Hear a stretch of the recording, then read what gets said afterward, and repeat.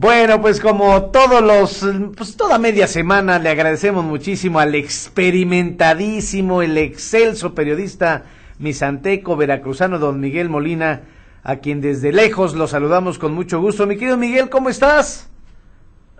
Muy bien, disfrutando de una tarde muy sabrosa aquí en Ginebra y sorprendiéndome con las cosas que tiene el mundo, las coincidencias que hay entre gobiernos y entre países, querido Ramsés.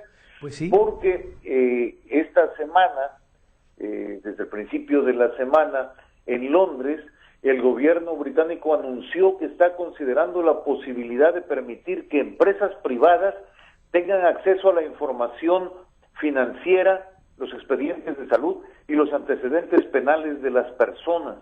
¿Puedes creer que aquí en Jalapa hay algo similar?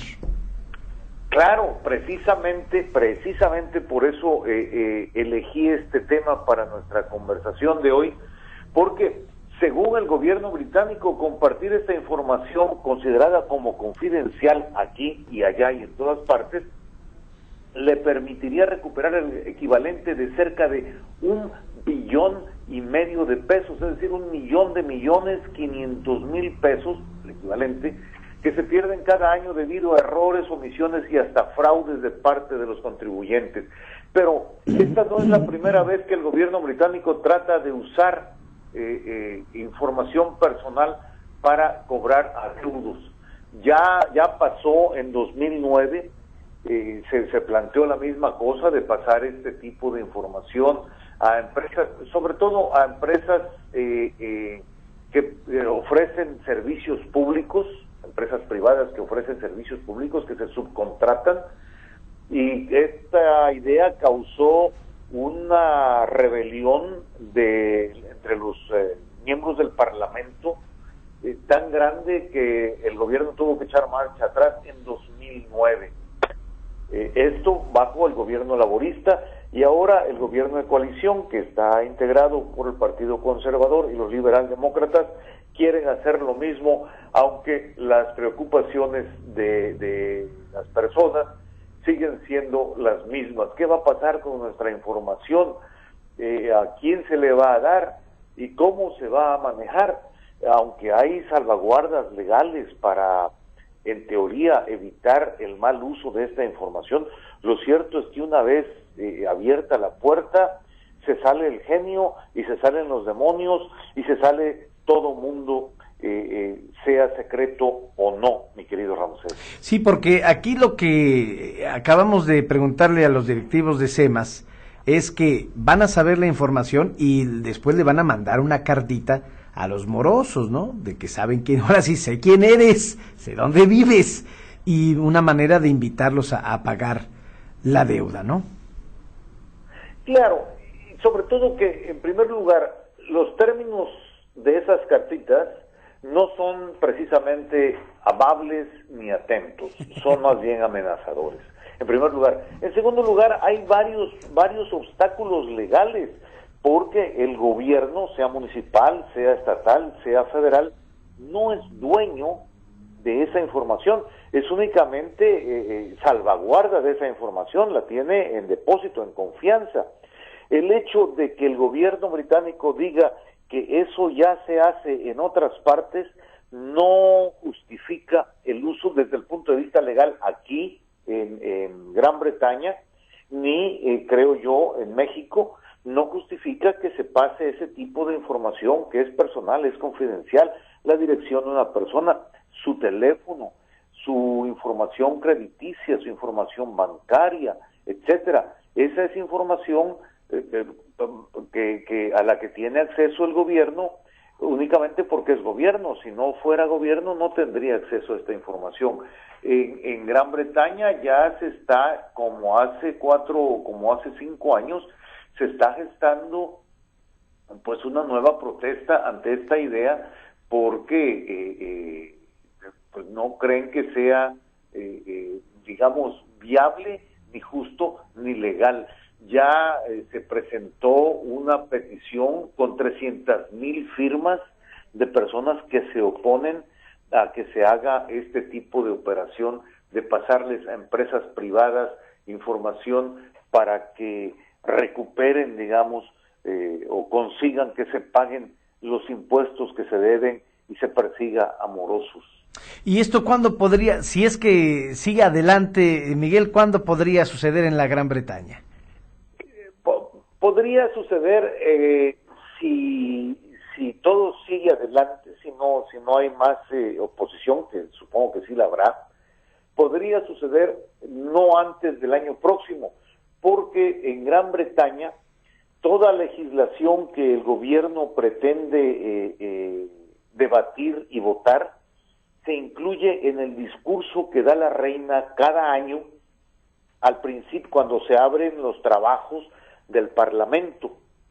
Entonces la reina dice, en mi gobierno se va a hacer esto, mi gobierno va a hacer esto y esto y esto y esto y esto y lo otro, piensa hacer esto y esto y esto y lo otro. Y en el discurso de la reina de este año, es decir, de los trabajos parlamentarios de este año, el tema no se tocó, así es que no podría votarse, puede debatirse, pero no podría votarse y mucho menos aprobarse, porque formalmente no ha cumplido cuando menos con ese requisito, pero además porque hay oposición inclusive de parte de los propios miembros del Parlamento por el Partido Conservador y obviamente por el Partido Liberal Demócrata, que pese a que es aliado en la coalición de gobierno, no comparte todas las posiciones del Partido Conservador, y por supuesto con la oposición completa, total, del Partido Laborista y de los sindicatos que apoyan e integran el Partido Laborista. Así es que si algo llegara a pasar sería hasta el año próximo, sí. Aunque yo lo veo, y los analistas y colegas periodistas británicos con los que he conversado sobre el tema lo ven como una posibilidad muy remota de que esto suceda. En realidad parecería que lanzaron un globo sonda para ver cómo reaccionaba la opinión pública, y la cosa les reventó frente a sus propias narices, porque nuevamente hay una revuelta. Te digo, 300,000 firmas son demasiadas, claro, y son suficientes para promover un debate mucho más serio. Miguel, por último, porque sí es importante escuchar la opinión de un especialista. El conflicto en Gaza, parece ser que hay una tregua, o la hubo, entre los palestinos y los israelíes, pero ya trae repercusiones en la Gran Bretaña, porque hace algunas horas la subsecretaria de Relaciones Exteriores de Gran Bretaña, en protesta por la posición del gobierno ante el conflicto entre Israel y los palestinos, ha prácticamente renunciado. ¿Tú qué opinas de esto?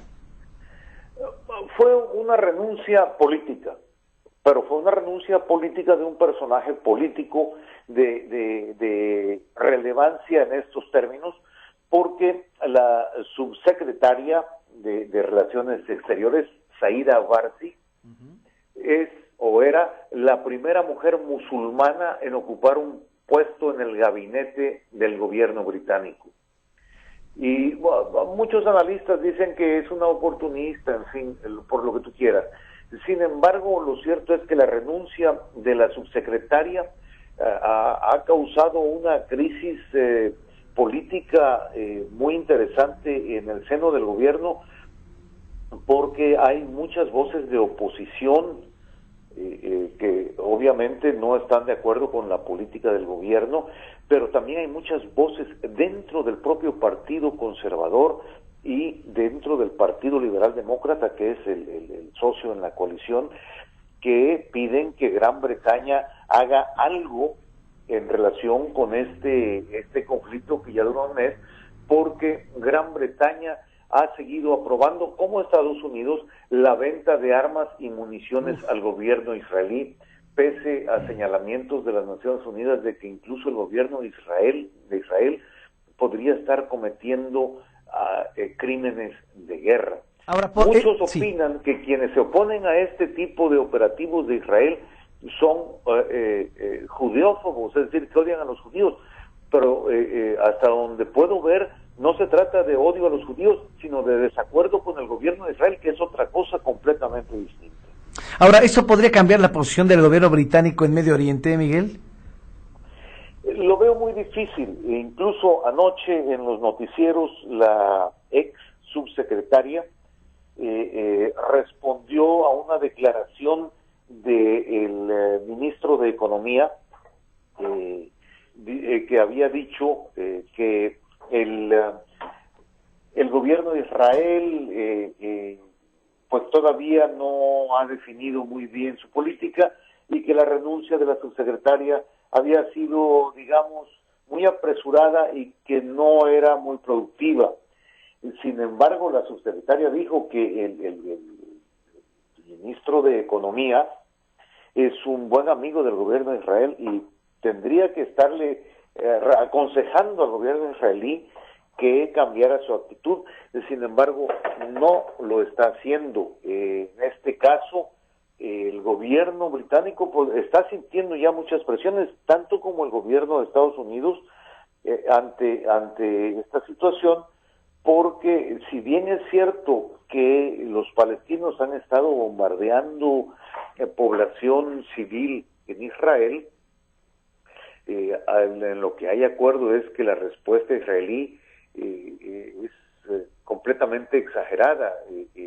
Israel tiene defensa anticohetes que prácticamente neutralizan cualquier ataque con los cohetes de limitado alcance que tienen los palestinos, y las fotos y las redes sociales que hoy como nunca antes han estado pendientes de este conflicto muestran digamos, el volumen del daño que ha causado el operativo israelí sobre todo en la Franja de Gaza y a la población civil, que hay muchos muertos. Pues sí. Entonces, creo que entre la presión interna que ya existía, más la renuncia de la subsecretaria, más otras presiones externas que está sintiendo el gobierno británico, tal vez podrían provocar un cambio no muy grande, pero podría provocar un cambio en la posición, cuando menos diplomática, del gobierno británico, que además acaba de cambiar secretario de Relaciones Exteriores hace cosa de un mes en la nueva reorganización. Así es que así están las cosas, mi querido Ramsés. Muchos piensan que podrían cambiar las cosas para que nada cambie, para que todo siga igual. Pues mi querido Miguel, desde lejos te sentimos muy cerca en estos micrófonos del 88.9. Te mando un abrazo y gracias por tus reflexiones en este espacio. Muchísimas gracias. Muchas gracias, con el afecto de siempre. Muchas gracias a Miguel Molina, que se encuentra desde lejos, pero la verdad, Claudia, lo sentimos muy cerca.